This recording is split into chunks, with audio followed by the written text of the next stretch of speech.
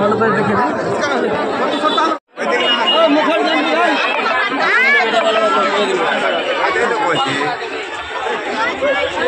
এদিকে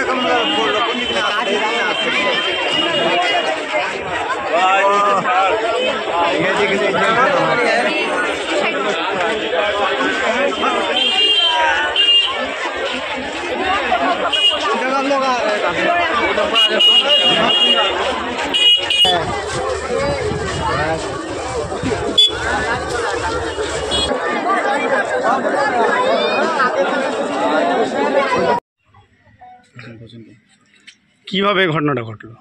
আমরা বাম দিকে বসেছিলাম, দেখতে পাচ্ছি টোটো ডাইরেক্ট স্টার্ট হয়ে গেল। স্টার্ট হওয়ার পরে টোটোর চালক পিছনে ছিল, দৌড়ে গেল। দৌড়ে যেয়েই গাড়ি ক্রস করেছিল, দৌড়ে গিয়ে দেখি ডান দিকে ঘুরে গেল, মেরে দিল গাড়িতে। কিন্তু গাড়ি যেভাবে ওটা দেখা ওটা ড্রাইভার বলতে পারবে। আপনি তো গাড়িতে ছিলেন, আপনি কি দেখলেন? আমরা বলে টোটো ঢুকছে, ড্রাইভার ব্রেক করলো। ব্রেক করতে করতে তো 10-12 হাত যায় গাড়ি। কতটা স্পিডে মোটামুটি ছিল? 20 ধরেন, 20-25। তাহলে টোটো দাঁড়িয়েছিল? টোটো দাঁড়িয়েছিল, ডাইরেক্ট স্টার্ট হওয়াতে টোটো চালক ছিল না, টোটো উপরে পিছনে ছিল। আচ্ছা, টোটো চালক যদি টোটোতে থাকলে তো কোনো দুর্ঘটনাই হতো না। তাহলে হ্যাঁ, পিছনে ছিল। যখন ডাইরেক্ট হয়ে গেছে, গাড়িটাকে মানে বাঁচাতে গিয়ে ওরকম কেস হলো।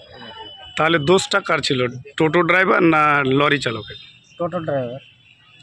তো আপনি তো বলছেন যে টোটো ড্রাইভার দাঁড়িয়েছিল, তার সত্ত্বেও দাঁড়িয়েছিল তো, টোটোর তো নিজের সাইডে ছিল।